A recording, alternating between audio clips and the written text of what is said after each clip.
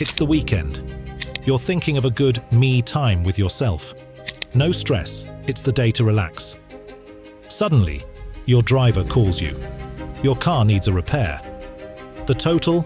$3,000. You feel your heart race, and suddenly, that weekend getaway vanishes from your mind.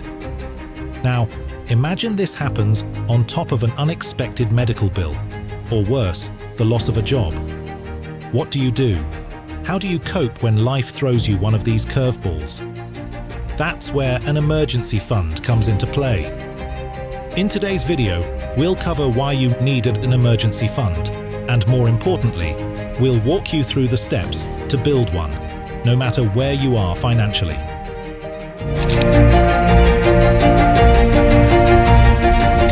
Life is unpredictable. We all know that.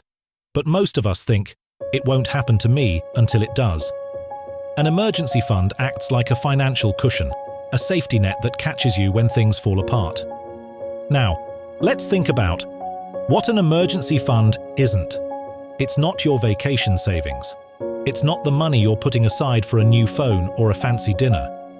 It's strictly for those oh no moments, when life throws you something completely unexpected.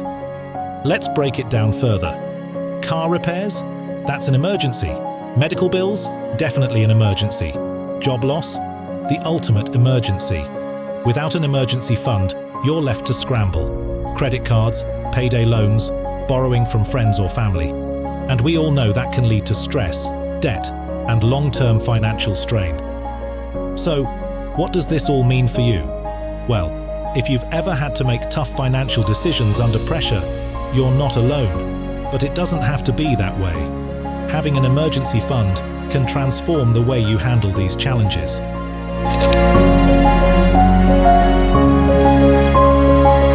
Now that you understand why it's crucial to have an emergency fund, let's answer the big question. How much do you actually need to save?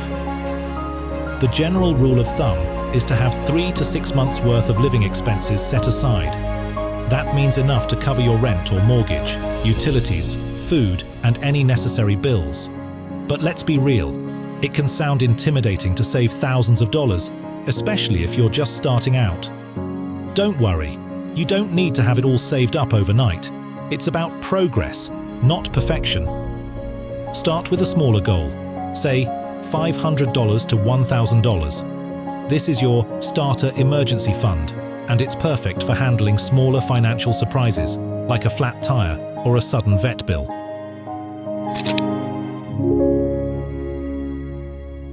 All right, now it's time to get practical. How exactly do you go about building this fund? Here's a step-by-step guide to help you get started. Step 1. Assess your monthly expenses. First, take a close look at your monthly expenses. Grab a pen and paper or use an app and list out what you spend every month on rent, groceries, utilities, and any other essentials. This will give you a clear target for how much you need to save. Step 2. Set a realistic savings goal. Once you know your expenses, set a savings goal. If you need $3,000 to cover 3 months of expenses, break it down. Maybe you aim to save $100 or $200 a month. It doesn't have to be huge. The key is consistency. Step 3. Open a separate savings account. This is a big one. Keep your emergency fund as separate from your regular checking account.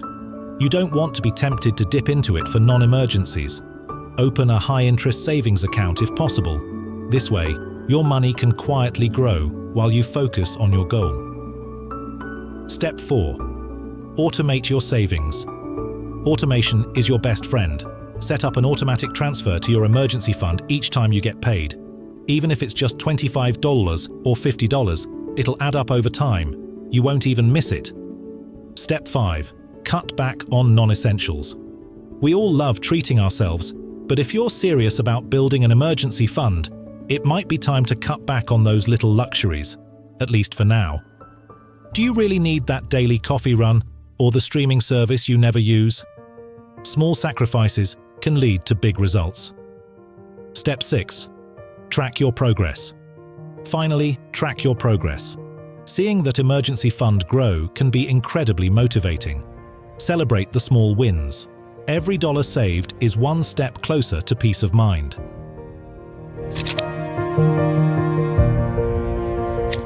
Now that you're building your emergency fund, let's talk about when to actually use it. Remember, this is for the true emergencies. If your car breaks down, that's an emergency. But if you just want to upgrade your phone, that's not what this fund is for. Being disciplined with your emergency fund is crucial. Only dip into it when it's absolutely necessary, and if you do, prioritize replenishing it as soon as you can.